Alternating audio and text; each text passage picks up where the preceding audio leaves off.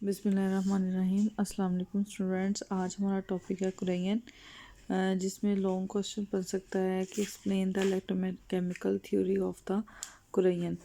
तो इसमें सबसे पहले डेफिनेशन आ जाएगी कुरैन की कि कुरैन क्या होता है, जंग लगने का अमल होता है। तो कोई भी केमिकल जब किसी भी मेटल को ख़त्म कर दे, उसको डिकम्पोज कर दे किसी भी एक्शन की वजह से, जो सराउंडिंग एटमॉस्फेयर में हो रहा है, कोई गैस की वजह से, कोई वाटर की वजह से, किसी भी मीडियम की वजह से अगर मेटल जो है वो डिस्ट्रॉय हो जाए बाय केमिकल रिएक्शन, तो ये प्रोसेस क्या कहलाता है? कुरैन। कुरैन का मतलब होता है जंग लगना। अब कुरैन के होने की दो कॉसेस होती हैं। एक तो एटमॉस्फेयर में जो गैसेस होती हैं वो अगर कंपाउंड्स बना दें किसी भी किस्म के जो कि मेटल को डिस्ट्रॉय कर रहे हों, और तो इस किस्म का भी जंग हो सकता है। तो सबसे पहले तो कुरैन की कॉज ये है कि जब कोई मेटल किसी भी गैस जो एटमॉस्फेयर में मौजूद होती है उसके साथ इंटरकनेक्ट होती है, तो वो सरफेस को ख़राब करना शुरू कर देती है। या अगर कोई कंपाउंड जो मेटल पर ऑलरेडी मौजूद है वो ऑक्साइड या सल्फाइड बना दे, या कोई भी आपके पास अदर कंपाउंड बना दे जो कि प्रोटेक्टिंग सरफेस के तौर पर ऐड करे, तो उस सूरत में मेटल की जो फर्दर कुरैन है वो टेक प्लेस नहीं होती। इसी तरह से बेटा हमारे पास एटमॉस्फेयर में वाटर भी मौजूद होता है। जब पानी जो है वो मेटल के साथ रिएक्शन करता है तो इस सूरत में भी क्या होती है? कुरैन होती है। क्योंकि जब पानी रिएक्ट करता है तो इलेक्ट्रोकेमिकल प्रोसेस होता है, जिसकी वजह से इलेक्ट्रिकल केमिकल को प्रोसेस का मतलब है इलेक्ट्रोकेमिकल सेल डिवेल्प हो जाता है, इलेक्ट्रोलाइटिक सेल, जिसकी वजह से उसमें क्या होती है? कुरैन होती है। तो सबसे पहले define causes and what are the causes of the corrosion. उसके बाद बेटा हमारे पास ये इंपॉर्टेंट क्या है, long question very very important है। Describe the electrochemical theory for the process of corrosion. हमारे पास दो किस्म की मेटल्स होती हैं, एक प्योर और एक क्या होती है? इम्प्योर। जो बेटा प्योर मेटल्स होती हैं वो जल्दी उनको जंग नहीं लगता, ठीक है, और उनको जंग लगने का अमल जो है वो बड़ा हार्ड होता है। लेकिन बेटा जो हमारे पास इम्प्योर मेटल्स होती है उनका जंग लगने का अमल क्या होता है? तेज़ होता है। इसी तरह से अगर आपके पास एक आयरन की मेटल है तो वो जल्दी उस टाइम पर क्रोड होगी जब वो इम्प्योर होगी। जब तक वो प्योर है उसकी जो कुरैन है वो टेक प्लेस नहीं होती। इलेक्ट्रोकेमिकल थ्योरी को इस एक्सप्लेन करने से के लिए सबसे पहले हम अगर ज्यूम कर लें कि हमारे पास दो मेटल्स हैं, एक इम्प्योरिटी के तौर पर है और एक प्योरिटी के तौर पर है, और एटमॉस्फेयर के मॉइस्चर एयर्स के साथ उसका इंटरकनेक्ट है। सपोज़ एक मेटल हमारे पास कॉपर है और दूसरी मेटल हमारे पास आयरन है। एक कॉपर है और सेकंड वन आपके पास क्या है? कॉपर है तो या एलुमिनियम है। तो उन दोनों का आपस में एक इलेक्ट्रोकेमिकल सेल डेवलप हो जाएगा, जिसमें बेटा जो कॉपर है वो उसको कुछ भी नहीं होगा, लेकिन जो एलुमिनियम है वो जल्दी क्रूड हो जाएगी। उसकी वजह क्या है? पार्ट 1 में अपने चैप्टर नंबर 10 में इलेक्ट्रोकेमिकल सीरीज पढ़ी थी, उसमें कुछ के इलेक्ट्रोड पोटेंशियल पॉजिटिव थे, कुछ के क्या थे? नेगेटिव। उसमें वो जो कि पोटेंशियल डिफरेंस से ऊपर वाली सारी थी वो थी इम्प्योर, और नीचे वाली जिनकी ऑक्सीडेशन हो सकती है, जो ऑक्सीडाइज होती हैं, यानी कि इसका मतलब वो जल्दी जल्दी इलेक्ट्रॉन क्या करती हैं? लूज़ करती हैं। तो उनकी रिएक्टिविटी क्या होती है? ज़्यादा होती है, इसलिए उसकी कुरैन भी क्या होती है? ज़्यादा। लेकिन जो इलेक्ट्रॉन पोटेंशियल नीचे आप देखते थे ज़ीरो हाइड्रोजन से नीचे, वो क्या थे? रिड्यूसिंग आपके पास मेटल्स थी, यानी उनकी रिडक्शन होती थी, और जिनकी रिडक्शन होती है इसमें वो जल्दी जो है वो क्रोडेड नहीं होते। अकॉर्डिंग टू दिस आपके पास अगर एटमॉस्फेयर में कार्बन डाइऑक्साइड है तो वाटर के साथ ऐड करती है तो क्या बनाता है? बाइकार्बोनेट। अब कॉपर और एल्यूमिनियम अगर इनके साथ एच पॉजिटिव या बाइकार्बोनेट के साथ रख करती हैं तो देन वो क्या होती हैं? क्रूड होती हैं। ये आपके सामने एक इलेक्ट्रोकेमिकल सेल बताया उन्होंने, उसमें कहा कि एक इलेक्ट्रोड कॉपर है और एक क्या है? एल्यूमिनियम है। एल्यूमिनियम ज़्यादा रिएक्टिव है, तो एल्यूमिनियम थर्ड ग्रुप में होता है, वो 3 इलेक्ट्रॉन क्या करता है? लूज़ करता है, यानी ये क्या बन जाता है? एनोड, और कॉपर क्या बन जाता है? कैथोड।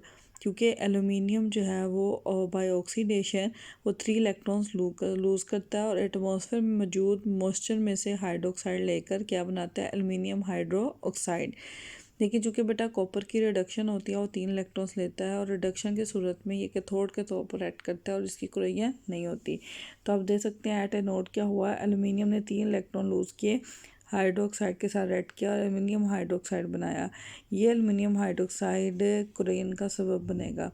लेकिन कैथोड पर क्या हुआ, जो एच पॉजिटिव था उसने 2 इलेक्ट्रॉन गेन किए जो कि वाटर से आए थे, और ये एच पॉजिटिव आयन जो है वो कॉपर पर इलेक्ट्रॉन्स को रिसीव करेंगे और हाइड्रोजन गैस को लिबरेट करेंगे। इस तरह से कॉपर को कोई नुकसान नहीं पहुंचा। तो इलेक्ट्रोकेमिकल सीरीज़ में चूँकि एल्यूमिनियम हायर इलेक्ट्रोकेमिकल सीरीज़ में है इसलिए ज़्यादा रिएक्टिव है, और कॉपर लोअर इलेक्ट्रोकेमिकल सीरीज़ में है इसलिए लेस रिएक्टिव है। तो जो ज़्यादा रिएक्टिव होगा, हायर लेवल पर होगा, वह एक्टिव मेटल होगी और उसकी कोरोजन टेक प्लेस हो जाएगी। तो वेरी वेरी इंपॉर्टेंट थ्योरी है, लेकिन बहुत ज़्यादा आसान है। उसके बाद बेटा शॉर्ट क्वेश्चन आ सकता है, how we can prevent the corrosion, हम कोरोजन को कैसे बचा सकते हैं। एक तो बेटा बड़ा इंपॉर्टेंट चीज़ है कि हम एक मैटर की दूसरे मैटर पर क्या कर दें, पेंटिंग कर दें, तो इससे भी हम उसको कोरोजन से बचा सकते हैं। जैसे पेंट है, एनेमल में पेंट की एक एग्जांपल है, वार्निशेस है, ऑयल है, यानी कि वो चीज़ें जो कि पानी को या किसी भी गैस को अपने अंदर डिजोल्व ना करती हों, उन चीज़ों को, वाटर रिपेलेंट को हम इसके ऊपर मेटल के ऊपर की सरफेस के ऊपर कोट करवा दें तो कोरोजन टेक प्लेस नहीं होती। उसके बाद बेटा हमारे पास एलॉइंग ऑफ द मेटल है कि एक मेटल को दूसरे मेटल के साथ मिक्स कर दें। वो मेटल जिसकी कोरोजन नहीं होती उसको मेटल के ऊपर कोट कर दिया जाए, जिसे हम इलेक्ट्रोप्लेटिंग भी कहते हैं, वो कर सकते हैं। तो ये हमारे पास 3 प्रिवेंशन के क्या है, मेथड है। अब इसमें सबसे पहले आ जाते हैं आपके पास short question, very very important. Why does damage tin plated iron get rusted quickly, कि क्या वजह है कि जो हमारे पास टिन प्लेटेड आयरन होता है, यानी ऐसा आयरन जिसके ऊपर टिन की इलेक्ट्रोप्लेटिंग होती है, उसकी रस्टिंग बहुत जल्दी होती है। कहता है कि टिन प्लेटिंग में हम क्या करते हैं, सबसे पहले बेटा हम आयरन की शीट्स लेते हैं, आयरन की बार्स लेते हैं जिनको हमने इलेक्ट्रोप्लेट करवाना है, और फिर हम टिन को मेल्ट करते हैं और इसको एक बाथ में ले लेते हैं। अब उसके बाद हम जो आयरन की शीट्स थी उनको वॉश और ड्राई करने के बाद हम उनको इस मोल्टन टिन कंटेनर में डालते हैं जहाँ पे उसकी क्या होती है, इलेक्ट्रोप्लेटिंग।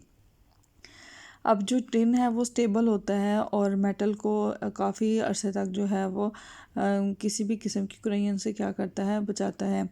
लेकिन जब बेटा ये प्रोटेक्टिव कवरिंग ख़त्म हो जाती है तो उस सूरत में आयरन जो है वो एटमॉस्फेयर के सामने आ जाता है और मॉइस्चर के साथ इंटरकनेक्ट हो जाता है। और आपको पता है कि आयरन और टिन के मुकाबले में आयरन की रिएक्टिविटी ज़्यादा है और टिन की क्या है, कम। तो आयरन एक्ट, इनके दरमियान गैल्वेनिक सेल डेवलप हो जाता है और आयरन एक्ट करता है एज आ एनोड और टिन एक्ट करता है एज आ कैथोड।